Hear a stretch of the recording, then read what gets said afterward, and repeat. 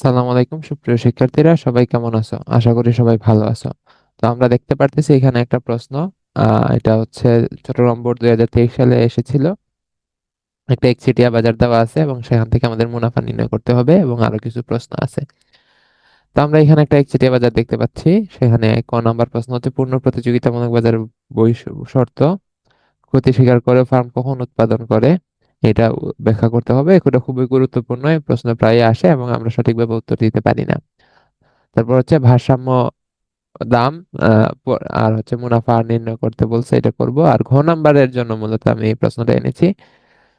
উদ্দীপকে ফার্মটি যদি সাবেক মুনাফা করে তবে চিত্রের রেখাগুলো কিভাবে পুনর্বিন্যস্ত হবে, চিত্র সহ ব্যাখ্যা করব। অর্থাৎ আমাকে আবার চিত্র আঁকতে হবে। তো ম্যাক্সিমাম স্টুডেন্টরা আসলে এই চিত্র সঠিকভাবে আঁকতে পারে না, ঠিক আছে? তারা সময় অতিরিক্ত ব্যয় করে, আবার অনেক ক্ষেত্রে সঠিক হয় কিন্তু অনেক সময় নষ্ট করে। তা আমি হচ্ছে খাতায় এঁকে দেখাবো যে কিভাবে আমরা খুব কম সময়ে এই চিত্রটা আঁকতে পারবো, ঠিক আছে? এবং সঠিক পদ্ধতিতে কম সময়ে। তো আমরা শুরু করি। আমরা প্রথম প্রশ্ন থেকে যদি শুরু করি, যে পূর্ণ প্রতিযোগিতামূলক বাজারের শর্ত উল্লেখ করো। তাহলে পূর্ণ প্রতিযোগিতামূলক বাজারের শর্ত হলো অসংখ্য ক্রেতা, অসংখ্য বিক্রেতা, সমজাতীয় দ্রব্য, বাজারে অবাধ প্রবেশ এবং প্রস্থান, এবং বাজার সম্পর্কে পূর্ণ জ্ঞান। এইগুলো হচ্ছে পূর্ণ প্রতিযোগিতামূলক বাজার হওয়ার জন্য অবশ্যই দরকার, প্রয়োজন। আরো এক দুইটা শর্ত আমরা অ্যাড করতে পারি, কিন্তু 1 নাম্বার প্রশ্নের জন্য এগুলোই যথেষ্ট। তারপর বলছে কি, ক্ষতি স্বীকার করেও ফার্ম উৎপাদন করে কেন? তাহলে এখানে আমাদের প্রথমে এক কথায় উত্তর দিতে হবে একটা।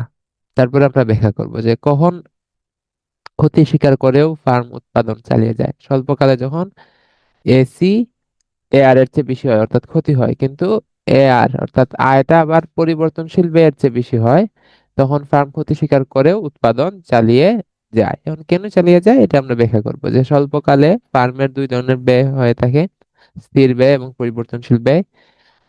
যখন গড় আয় পরিবর্তনশীল ব্যয়ের চেয়ে বেশি হয়, তখন ফার্ম তার অর্জিত আয় দিয়ে কি করতে পারে, পরিবর্তনশীল ব্যয় তো খরচ করতেই পারে, সাথে সাথে স্থির ব্যয়ের একটা অংশ সে এই আয় দিয়ে পরিশোধ করতে পারে। যেমন আমি সবসময় স্টুডেন্টদের বলি, পরিবর্তনশীল ব্যয় বলতে আমরা যদি একটা বেকারির কথা চিন্তা করি, তাহলে পরিবর্তনশীল ব্যয় বলতে আমরা সবসময় চিন্তা করব এখানে এই আটা, ময়দা, ডিম, চিনি এগুলার খরচ। তাহলে আমার যে দাম আছে ব্রেডের, সেই দাম দিয়ে আমার আটা, ময়দা, চিনি খরচের চেয়ে বেশি দাম আমি পাইতেছি।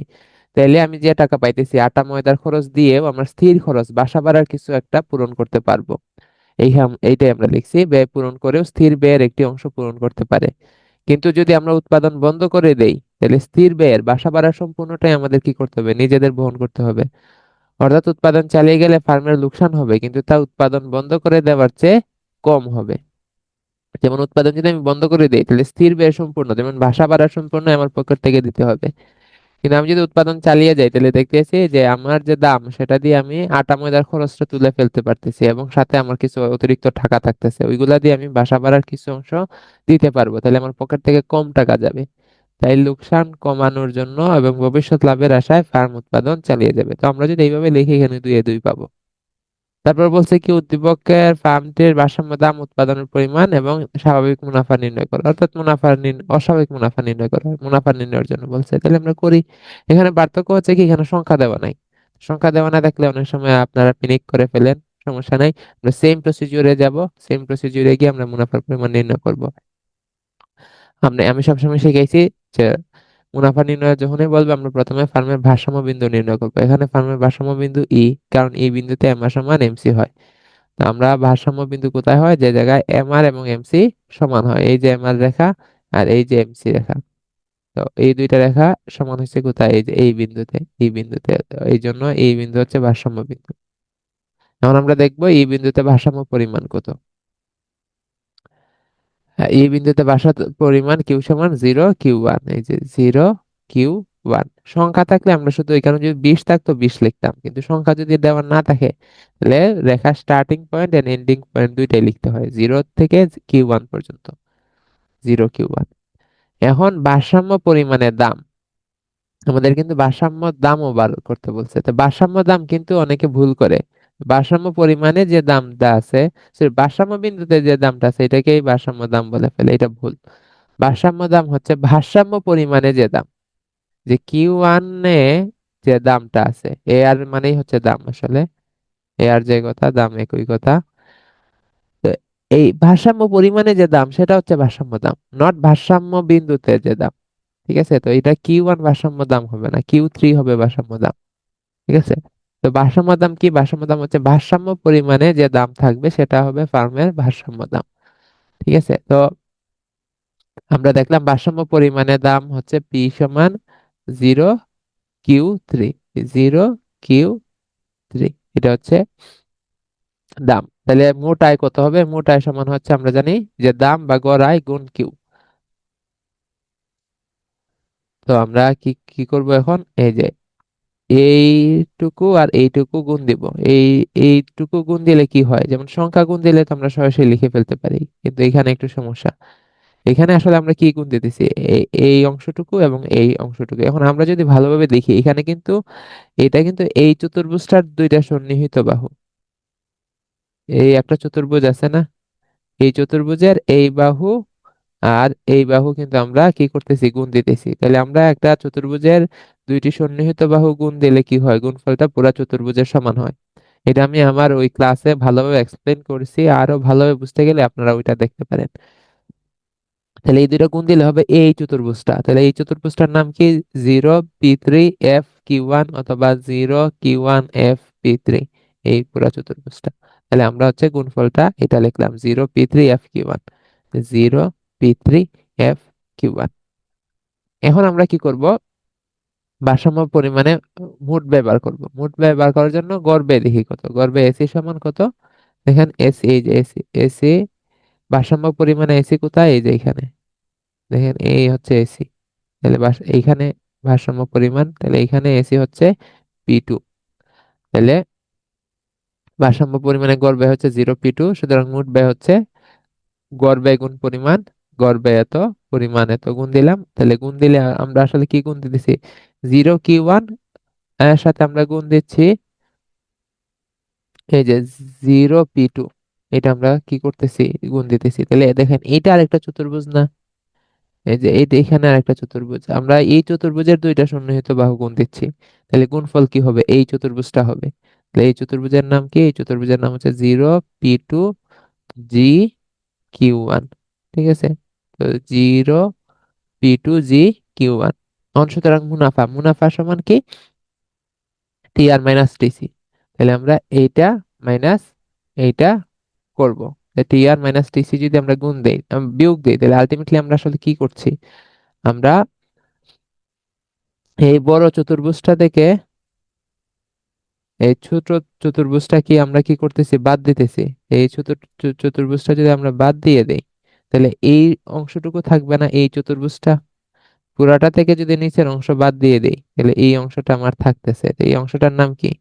এই অংশটার নাম হচ্ছে P2P3FG অথবা P2GFP3, যে কোনো দিকে বললেই হবে, কিন্তু সিরিয়াল মেনটেন রাখতে হবে। তাহলে P2P3FG, তাহলে আমরা লিখলাম হচ্ছে P2P3FG, আমার মুনাফার পরিমাণ চলে আসছে। তাহলে আমাকে বলছিল ভারসাম্য দাম, ভারসাম্য পরিমাণ আর অস্বাভাবিক মুনাফার পরিমাণ। তাহলে ভারসাম্য দাম হচ্ছে 0P3, 0P3, 0P1 না কিন্তু। তারপরে হচ্ছে ভারসাম্য পরিমাণ হচ্ছে 0Q1, এটা আমরা প্রথমে লিখছি। তারপর অস্বাভাবিক মুনাফা আমরা পাইছি P2P3FG। তাহলে আমরা ক নাম্বার উত্তর দিলাম। এখন ঘ নাম্বার প্রশ্নে কি বলছে? উদ্দীপকের ফার্মটি যদি স্বাভাবিক মুনাফা অর্জন করে, তো আমরা জানি কি এখানে অস্বাভাবিক মুনাফা অর্জন হইতেছে, কারণ কি যে এসি রেখা এ আর রেখার নিচে। তো স্বাভাবিক মুনাফা কখন অর্জন হবে? যখন এসি রেখা এ আর রেখাকে টাচ করবে, তখন কি হয়? স্বাভাবিক মুনাফা হয়। তো আমরা নতুন করে চিত্র আঁকবো, এসি এইখানে লিখবো না, এসিটা এইখানে না এঁকে এইখানে আঁকবো। ঠিক আছে,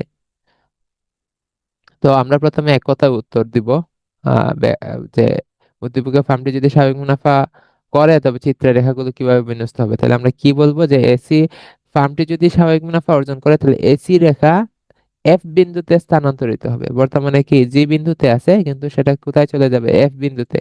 তো এটা আমরা এক কথায় লিখবো যে স্বাভাবিক মুনাফা অর্জিত হলে এসি রেখা এফ বিন্দুতে স্থানান্তরিত হবে। তা দেখেন আমরা এটা লিখছি যে উদ্দীপকের ফার্মটি যদি স্বাভাবিক মুনাফা অর্জন করে তবে চিত্রের এসি রেখাটি এফ বিন্দুতে স্থানান্তরিত হবে।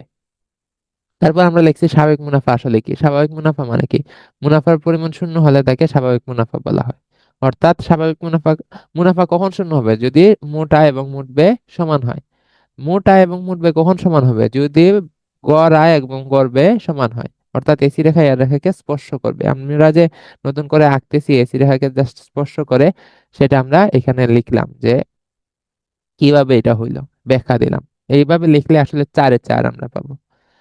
আর যদি এগুলা না লিখি, জাস্ট চিত্র এঁকে ফেলি, তাহলে 1 নাম্বার কম দিতে পারে। তো আমরা এখন দেখবো খাতার মধ্যে আমি কিভাবে অঙ্কন করছি। তো আমরা এখানে প্রথমে কি করব, একটা লম্ব অক্ষ অঙ্কন করব। এখানে যেহেতু কোনো মাপ সংখ্যা দেওয়া নাই, আমাদের মাপযোগ নেওয়ারও দরকার নেই। একটা লম্ব অক্ষ এবং একটা ভূমি অক্ষ আমরা অঙ্কন করলাম। আমাদের ভূমি অক্ষ হচ্ছে উৎপাদনের পরিমাণ,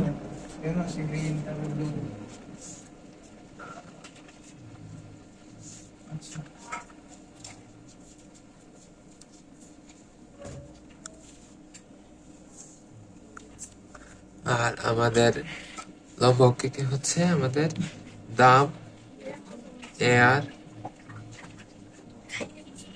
এমআর, এসি, এমসি, এগুলো হচ্ছে আমাদের লম্ব অক্ষে আছে। এগুলো আমাদের প্রশ্নে যেভাবে ছিল সেভাবে আমরা লিখলাম। এখন আমরা কি করব, আমরা একটা এ আর রেখা অঙ্কন করব, একটা এম আর রেখা অঙ্কন করব। ঠিক আছে, এখানে আর কোনো চিন্তা করবো না। এখানে অনেকেই সোজাসুজি দাগ দেন, এরকম ওই যে বিন্দুগুলো আইডেন্টিফাই করেন, পরে রেখা আঁকেন না। পরে রেখা আঁকবো না। নিয়ম হচ্ছে কি, প্রথমে আমরা একটা এ আর রেখা আঁকবো। আঁকলাম এ আর রেখা, আর একটা এম আর রেখা আঁকবো। তো এম আর রেখা কি হয়, একটু নিচে হয়। কতটুকু নিচে হয়? সাধারণত এ আর রেখা এবং লম্ব অক্ষের মাঝামাঝি দিয়ে এম আর রেখা অতিক্রম করে। ঠিক আছে, তো ওইটাও এখন আমরা মাপ দেওয়ার দরকার নাই যে একদম মাঝামাঝি, আইডিয়া করে মাঝামাঝি একটা এঁকে ফেললাম, হচ্ছে এম আর। তাহলে আমরা প্রথমে এ আর রেখা আঁকবো, তারপর এম আর রেখা আঁকবো। তারপরে যে জিনিসটা করবো সেটা হচ্ছে একটা এমসি রেখা আঁকবো। তো এমসি রেখা যেভাবে আছে সেভাবে আমরা কি করব, এই যে এরকম এমসি রেখা একটা এঁকে ফেলবো, আঁকলাম। তাহলে এখানে ভারসাম্য বিন্দু কোথায়? ভারসাম্য বিন্দু এখানে। এখানে কি হয়েছে, এমসি আর এমআর রেখা কি হয়েছে, একে অপরকে ছেদ করছে। এখানে বিন্দুর নাম কি দেখেন, এখানে বিন্দুর নাম দেওয়া আছে ই।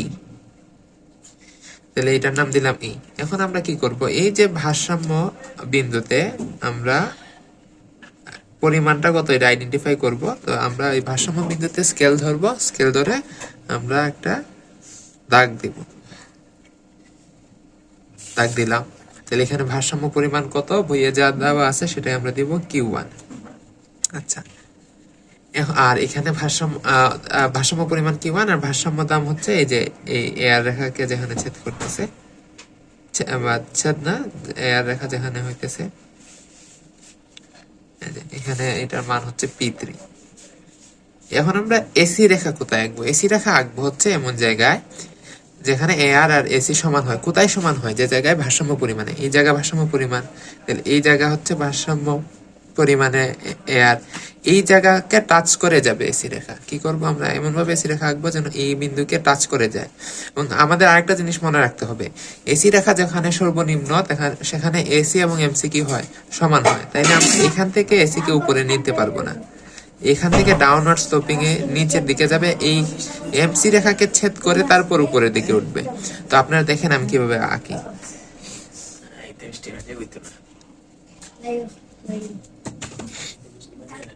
দেখেন আমি এসি রেখা অঙ্কন করলাম। এসি রেখা দেখেন আমি এই যে এই বিন্দু থেকেই কিন্তু উপরে নেই নাই, এখান থেকে নিচে নিছি, তারপর এরপর থেকে আমি কি করছি, উপরের দিকে নিছি। তো এটা আপনারা খেয়াল রাখবেন। তো এখানে এই বিন্দুর নাম হচ্ছে এফ বিন্দু, আমরা বিন্দুর নাম দিয়ে দিই এফ। আর তো কোনো কিছু দেওয়ার দরকার নাই। আর হচ্ছে আমরা কি করব, এখানে একটা যেহেতু তারা একটা আইডেন্টিফাই করছিল, আমরা আইডেন্টিফাই করে দিলাম। এখানে হচ্ছে P1, আমাদের চিত্র অঙ্কন করা হয়ে গেছে। তারপরে হচ্ছে তারা এই এসি রেখা এবং এমসি রেখা যে জায়গায় ছেদ, যে বিন্দুতে ছেদ করছে তার একটা নাম দিছে ছোট হাতের ই। এটাও দিতে পারি, এটা না দিলেও চলবে, এটা সমস্যা নাই। বাট এই এতটুকু পর্যন্ত হচ্ছে আমাদের মাস্ট আঁকতে হবে। আমরা এতটুকু এইরকম আঁকলেই হয়ে যাবে। ঠিক আছে, তো আমরা দেখি না এইভাবে আঁকলে সময়ও কম লাগতেছে এবং আমাদের একুরেট ভাবেও হইতেছে। তো আশা করি আপনারাও এইরকম আঁকতে পারবেন। তো তোমরা দেখলে আমি এই চিত্রটা কিভাবে আঁকলাম। তো এখন আমরা জাস্ট এই চিত্রটার কি করব, এক্সপ্লেনেশন দিব। এখানে এক্সপ্লেনেশন কি, এখান থেকে আবার ভারসাম্য পরিমাণে মুনাফার পরিমাণ বার করব। তো মুনাফার পরিমাণ বের করে দেখবো এখানে কি হয়, মুনাফা 0 হয়, অর্থাৎ এখানে স্বাভাবিক মুনাফা অর্জিত হইতেছে। তো এখানে ভারসাম্য পরিমাণে গড়ায়, আগের মতো গড়ায়, এই যে এ আর হচ্ছে 0p3, 0p3, সুতরাং মোট আয় হচ্ছে কি এ আর গুণ কিউ, তাহলে 0p3 গুণ 0 কিউ গুণ দিলাম, আগের মতো 0p3 f কিউ 1 হয়েছে, 0p3 f কিউ 1। এখন আবার গড় ব্যয়ও এখন কত, গড় ব্যয় কিন্তু চেঞ্জ হয়ে গেছে, আগে নিচে ছিল, এখন কিন্তু আমি এফ বিন্দুতে নিয়ে গেছি, তাহলে সেম গড় ব্যয় হচ্ছে 0p3।